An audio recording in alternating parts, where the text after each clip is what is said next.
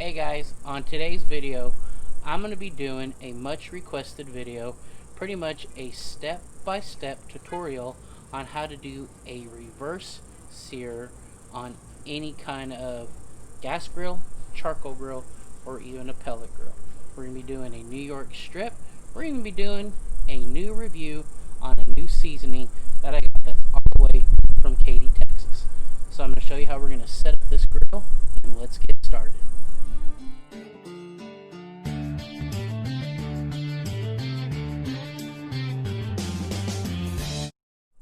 Of course, welcome back, Frac Crew. And if you're not part of the Frac Crew and you're seeing this video for the first time, smash that like button, subscribe to this channel, hit that notification bell, because every Friday we put out great new videos that I'm sure you will enjoy. So what we're going to need for our very first thing to get this steak tutorial going is, of course, we're going to need to light our charcoal. And of course, I'm going to be using my chimney charcoal. So there's going to be many different ways that you can light your tumbleweed. Some people put it underneath. I prefer to take my tumbleweed and I prefer to set it in here, and then I like to take my charcoal, pour my charcoal on top. That way all the flames come up from the bottom and it gets everything nice and hot. So guys, I just want to say B&B charcoal is probably one of my favorite charcoals to use. It's very clean burning, it lasts a very long time, and if you can't get B&B, find something like a nice lump charcoal or something that has a very good quality. Now I'm going to come up under here, I'm going to light this, and this is probably going to take anywhere between 15 and 20 minutes for all of the charcoal to get going. While we're waiting on our charcoal, you can see I have two bricks because I want to do a two-zone cooking. I'm going to put my charcoal over here, and obviously I'm going to put my steak on this side on the rack. Now this will create, like I said, a two-zone cooking because you don't want to directly cook it when you're going to be doing a reverse sear. Now if you're looking for some bricks, these are just your average bricks that you can get at Home Depot, Lowe's, and if you don't live around where they have something like that, you can go to Menards, which is up in the Midwest, but just find yourself some plain Jane bricks. Okay guys, so if you don't have yourself a charcoal grill, you can do this on a pellet grill, you can do this on a gas grill, or you can pretty much do it on anything that you like. You're just going to be doing some indirect cooking. Let me tell you about this new rub that we're going to be using. This is my first time ever using a charcoal activated rub. This rub is from the Butcher's Cut and is all the way from Katy, Texas. I want to give a big shout out to my boy Adrian and his wife Danielle, because they're the ones who told me about how great this rub is. And so we're going to be using this on a prime cut New York strip. So here is our prime New York strip that we're going to be using. Guys, I apologize for the oxidation that's on here. I've been saving this for a video, and it's been vacuum sealed in the freezer, so it's still fresh. But of course, like I said, we're going to be using this Butcher Cuts rub, and we're just going to apply a little bit of this on here, because a little bit goes a very long way. And as you can tell, there's the activated charcoal in this, which I'm very stoked to try, because I've never tried anything like this. Now make sure you get all the sides on this, because everything deserves to be seasoned up. So if you guys have seen any of my videos, y'all know that I usually just use basic salt and pepper. So this is pretty much a first for me. And you can see there's some salt, there's some different seasonings, chunks of pepper, and I'm excited about this. So guys, as we sit here and we wait for our charcoal to get ashed over, it's going to take anywhere between 20 and 25 minutes for it to get ashed over in our chimney. Now something you want to take into consideration when you're doing a reverse sear is, how do your guests like their steaks? Now if your people like certain temperatures, we're going to insert a range of steak doneness right now.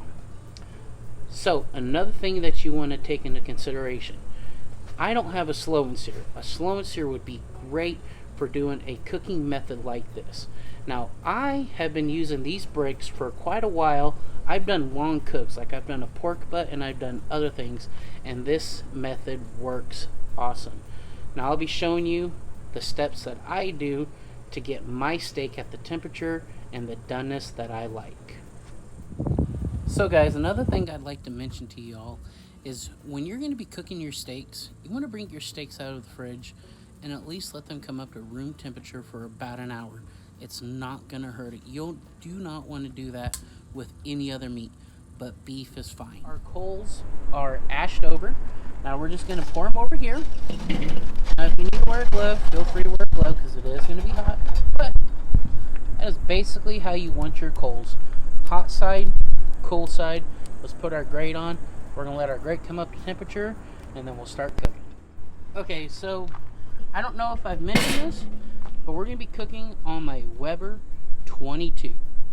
So our Weber grill has been coming up to temperature for about 10 minutes and our grates are nice and hot. So let's go ahead and put the steak on the grill. Alright, let's open her up. Now, I already went and go ahead and clean my grill. Now as you can see, the steak has been sweating in, and so this rub is nice and tacky. Now we're going to put it over here as far as we can to where we get a true indirect cooking. Hopefully y'all hear that beautiful sizzle. No? Well, there's a little bit of that sizzle. I hear it. So what we're going to do is I'm going to go get my meat thermometer. I'm going to put my meat thermometer in here and I'm going to set it for 90 degrees. And when it hits 90 degrees, we're going to flip it to cook evenly on the other side. And what we're going to do is we're just going to come in here at an angle and we're going to put it in the center of that steak. And as you can see, right now, our steak is sitting at 63 degrees. And this will notify us when we hit an internal temp of 90. We had a timer going and it was going for exactly 10 minutes. Now what we're going to do, we'll pull our thermometer out and we're going to get our steak up. Okay, look how juicy that is already. Alrighty, now we're closing her back up and I'm going to set my temperature for an internal temp of around 115. Our steak has hit an internal temperature of 115. We're going to pull our probe out, we're going to put it on this plate, let it rest for a minute so these coals get super hot. Just get you a trusty plate, put your steak on here. We'll give this a few seconds, about a minute, so these coals get screaming red hot, and then I'll show you how we do this. Look how beautiful. You know, the activated charcoal has almost kind of gone away, but it's given it like a nice crust. And when we sear it, it's going to give it a different texture and a different look. You can see our coals are screaming red hot. Now, the camera girl Melissa, when I put this on here, she's going to hit a timer for 1 minute. We're going to do 1 minute each side for 2 times. Alright, ready for the sizzle. Oh yeah. Timer started. Okay guys, so it's been 1 minute. Let's give her a flip. See what I mean? How it's getting that nice char and it's turning it like beautiful crust from that rub. That's exactly what you want. So 1 more minute. Guys, you see that little flame happening right there? That's from the fat dripping off of this steak. It's going to be delicious. And repeat, right? And repeat. We're going to flip it 1 more time.